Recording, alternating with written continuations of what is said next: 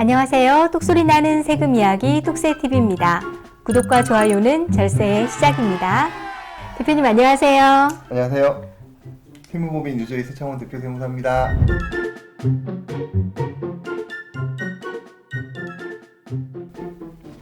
대표님 지금 법인세에 대해서 우리가 알아보고 있는데요.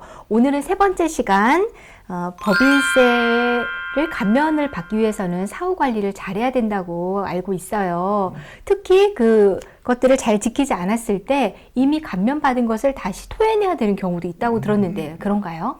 소득세나 법인세는 사후 관리를 반드시 하도록 되어 있습니다. 네. 대표적인 경우가 법인세 신고 기한이 있는데 신고 기한까지 법인세를 신고를 하지 않은 경우가 있어요. 이걸 무신고라 해요. 네. 아니면 신고 기한인데 신고 기한을 지나서 기한 후에 신고를 했을 때는 법인세를 감면하기로 한 부분 자체가 아예 감면이 안 돼요. 아, 그러니까 정기 신고에만 이 감면이 그렇죠. 되는 거군요. 심지어 예를 들어서 신고를 늦게 하거나 했을 경우에선 뭐 가산세라든지 뭐 감면 규정은 있지만 우리 세금을 감면해 주는 거는 아예 안 해주도록 되어 있어요. 그래서 법인을 보통 12월 말 법인으로 하는 경우가 많은데 그러면은 3월 달 말까지는 반드시 농업 관련 법인 같은 경우는 법인세 신고를 해야 됩니다. 아, 안 네. 하면 세금 감면을 안 돼요. 예. 대표적인 경우는 어떤 경우가 있냐면 개인으로 그 사업을 하고 있었어요. 작물 재배를 하고 있었는데 이분이 영농조합법인이 좋다고 생각해서 영농조합법인을 바꾸고 난 다음에 네. 개인일 때 소득세 신고를 안 해도 상관없었으니까 법인도 안 해도 된다라고 생각하신 분이 있었어요. 아, 그럼 이런 경우는 어떻게 되냐면 이분이 매출한 부분에 대해서 뭐 신용카드 매출이라든지 이런 걸 해서 건건히 매출 내역은 다 나와 있는데 신고를 안 했다. 그럼 세무서에서 지나가는 것이 아니고 이 부분에 대해서 추계 결정이라고 해서 신고는 안 했지만 세무서에서 매출이 얼마면 얼마 정도 소득이 남았을 거야 라고 하는 방법이 있어요. 네. 그 방법으로 계산해서 세금을 때렸어요. 아, 임의로 그냥 적용을 시키는군요. 5년간 세금을 계산해서 때리면 엄청 많은 금액이 나올 수가 있어요. 네네. 사실은 이분이 신고만 했다면 어떻게 되냐면 세금이 안 나왔겠죠, 그죠? 이런 부분이 있어서 이 부분을 사실은 이 부분은 소득이 없습니다라고 해서 그걸 세무서에 그 장부를 만들어서 확인을 하고 하는데 엄청난 시간과 노력이 들어갔습니다. 네. 그런 부분이 있으니까 그 영농조합법이나 농업회사법인을 운영하실 때는 반드시 법인세 신고기간 3월 말까지는 법인세를 신고하셔야지 법인세 감면을 받을 수 있다. 12월 말 법인 같은 경우에는 3월 31일까지 반드시 법인세 신고를 해라. 그래야만 감면을 적용받을 수 있다. 이 부분 잘 기억하셔야겠습니다. 그리고 여러분들이 하실 때 세금에 대한 부분들이 사람들이 많이 신고하면 불리할 거라고 생각해서 세금을 축소해서 신고하는 경우들이 있어요. 네. 나중에 확인이 돼서 과소하게 신고했다라고 하는 부분이 밝혀지면 이때는 그 부분에 대해서 세금 감면을 안 해줍니다. 네. 그래서 영농조합법이나 농업법인 같은 경우는 세금을 깎아준 경우가 상당히 많기 때문에 과소하게 신고하면 안 되고 네. 정확하게 신고를 해서 그 세금을 감면받을 수 있도록 하셔야 됩니다. 예. 세금을 감면될 수 있음에도 불구하고 신고를 과소하겠다. 네. 그러면 세금을 주지 않는다. 이 부분도 중요하고요. 네. 그리고 이제 의무를 만약에 불이행해가지고 한 경우는 또 세금을 감면을 배제하는 경우가 있습니다. 사업용 네. 계좌 관련된 부분, 개인 같은 경우 있습니다. 이런 부분을 잘 챙기셔서 하셔야 된다. 아, 대표님 사업용 계좌를 등록하지 않아서 사용하지 않아서 그런 경우 말씀하시는 거죠? 그렇습니다. 네. 예를 들어서 개인 같은 경우에 15건까지 비과세 감면을 해준다고 했는데 거꾸로 해서 내가 사업용 계좌 신고를 안 했어. 그러면 감면 자체를 배제하는 경우가 있다. 이렇게 생각하시면 돼요. 네네.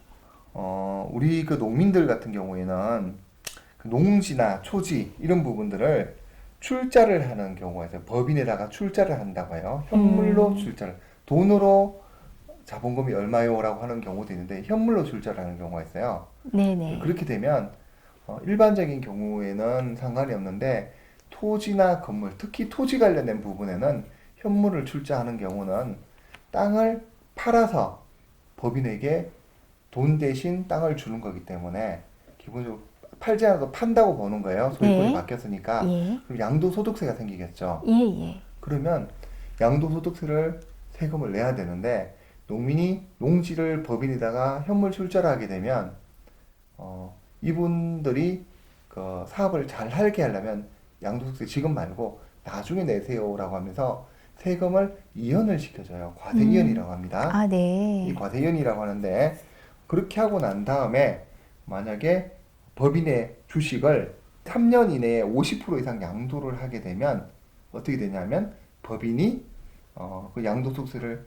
안 낸 거를 갖다가 그때 세금을 내게 돼 있어요. 아, 그래서 그 과세이연이라는 거는 그 요건을 지켜야 되는데 기본적인 요건을 다 지켜서 개인이 법인한테 넘겨서 나중에 계속 사업하다가 팔았을 때 법인이 팔았을 때 그때 개인이 낼 양도소득세를 법인세를 같이 그때 내도록 돼 있는 그걸 뒤로 이연해 준 걸 혜택 네. 자체를 못 받을 수가 있다. 네. 그래서 3년 이내에는 취득한 지분을 50% 이상 양도를 하게 되면 개인이 현물 출자를 한 농지에 대한 양도소득세를 사후관리에서 세금을 내야 되는 경우가 있으니까 이 부분은 네. 잘 관리해 주셔야 된다. 이렇게 보시면 돼요. 아, 이게 감면이라는 게 간단하게 볼 게 아니네요.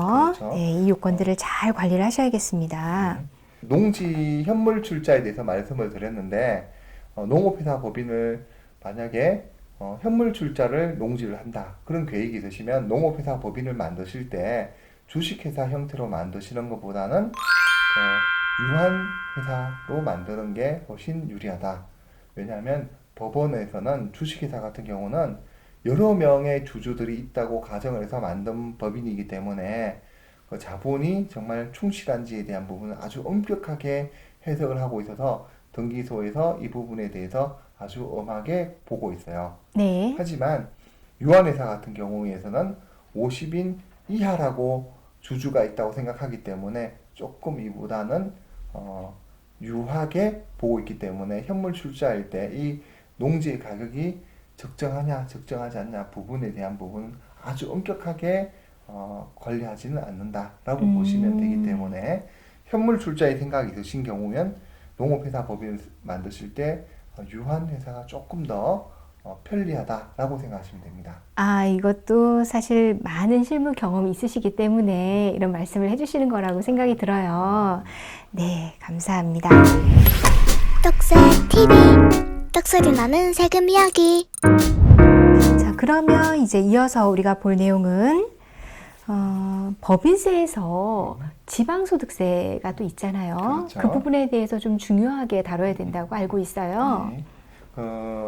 지방소득세는 여러분 아시다시피 예전에 주민세라고 하던 게 지방소득세라고 생각하시면 돼요. 네. 소득세나 법인세를 세금을 결정이 되면 그 부분의 10%를 지방소득세를 내도록 되어 있어요. 그렇죠.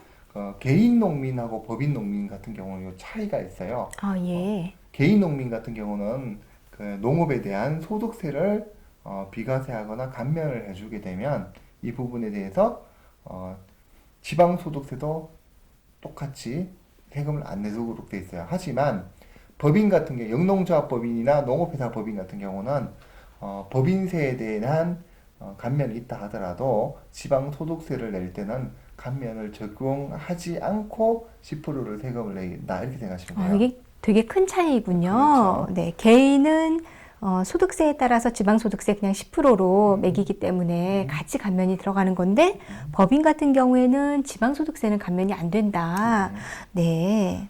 그래서 농업법인에 대한 지방소득세 과세에 대해서 예를 들면 농업회사 법인의 경우 과세 표준이 2억이 넘고 5년 이내 같은 경우에는 50% 감면을 받아서 20%가 아니긴 10%면 농업법인세면 내면 돼요.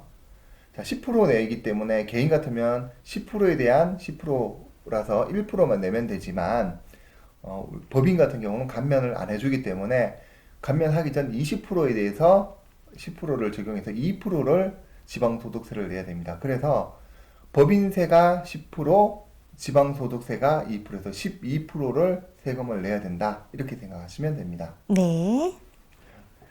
이렇게 해서 지방소득세에 대한 부분은 개인, 농민과 법인에 대한 차이가 있구나 라고 생각하시고 법인으로 할 것인가 개인으로 할 것인가 하실 때 이 세부담의 차이가 있다. 이 부분 알고 계시면 도움이 될 것으로 생각됩니다.